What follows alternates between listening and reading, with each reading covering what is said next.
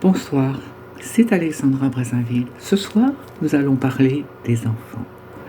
Dans une vidéo, j'ai fait une description à l'acide, mais absolument réaliste, de ce que subissent des enfants qui sont envoyés à la prostitution. C'est dur, c'est difficile à entendre et encore plus difficile à concevoir.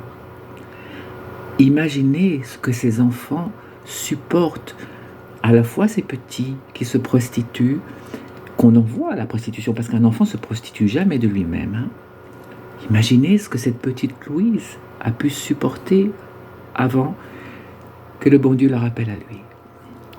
La terreur, l'abandon, la douleur, la souffrance physique. Autant de facteurs qui génèrent des traumatismes, quand ce n'est pas la mort, des traumatismes qui vont poursuivre ces mêmes enfants toute leur vie. Nous allons parler ce soir d'un sujet complexe. Qui sont les clients de la pédophilie? J'ai été moi-même extrêmement surprise de leur profil. Qu'est-ce qui pousse des hommes, je dirais, avec une assise sociale conventionnelle, des hommes, avec une vie conjugale, des hommes qui souvent eux-mêmes sont pères de famille, à passer la ligne rouge et à aller sur des territoires de non-droit où l'accession à des prostitutions contre nature illégales et extrêmement violentes sont, avec 1000 guillemets, possibles.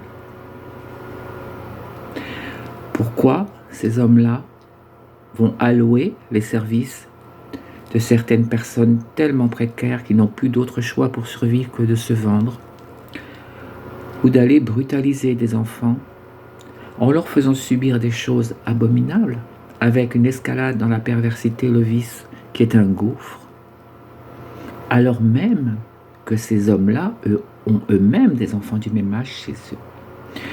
J'ai tout entendu. Ah, mais ce sont des enfants de la précarité. Ce n'est pas pareil. Comment? Ce sont des enfants de la précarité, ce n'est pas pareil.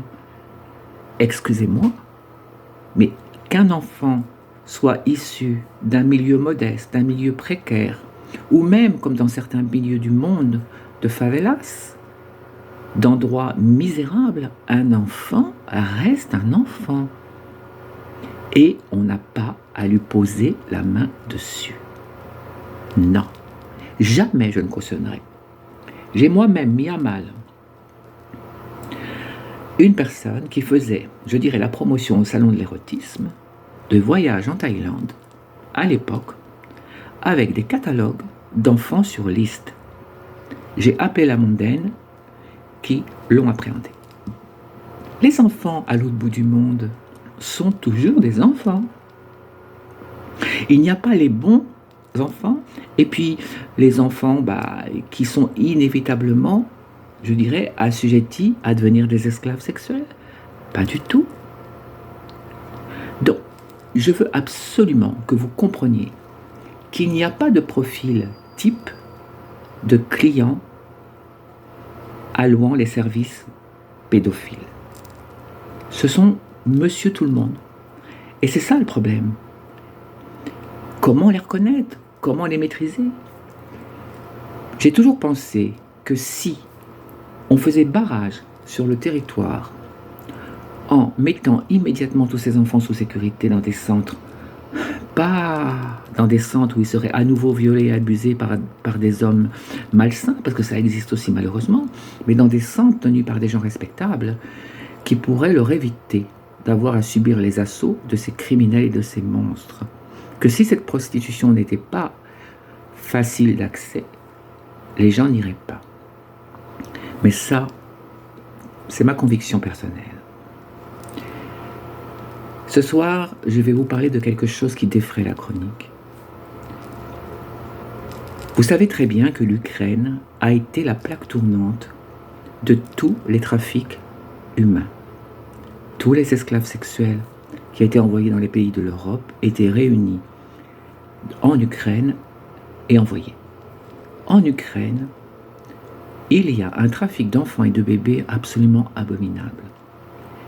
Jusqu'à avoir élaboré dans la tête de fous des espèces de fermes d'élevage où toutes sortes de pauvres femmes, souvent même handicapées mentales, sont fécondées in vitro, et les bébés qu'elles mettent au monde sous X servent à oxygéner le sang de toutes sortes de cinglés dans le monde qui croient à la jeunesse éternelle.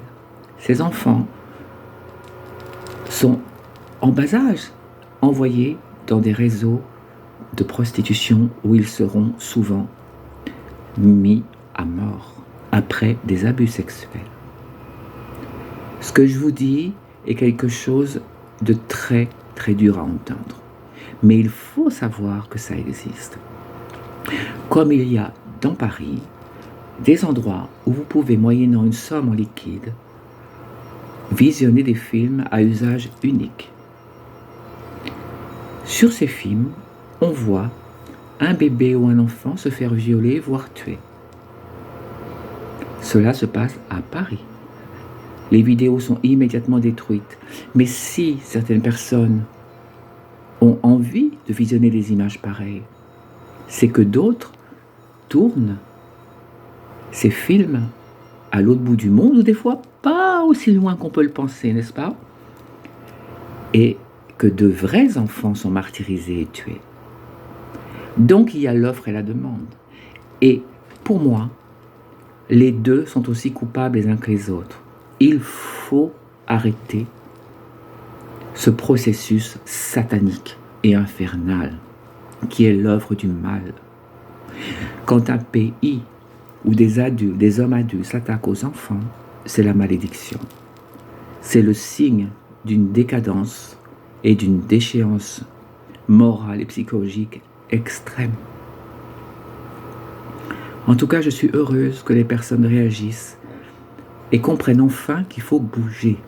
Car si tout le monde s'y met, si tout le monde dénonce, et si tout le monde fait un petit peu attention autour de soi-même à signaler des comportements d'enfants qui seraient inquiétants, tendancieux, nous allons y arriver. Je vous en conjure, continuez à faire preuve de détermination et de civisme pour protéger les enfants de la République. Merci à tous. Je vous envoie plein de bonheur, plein d'affection et plein de courage. À très bientôt.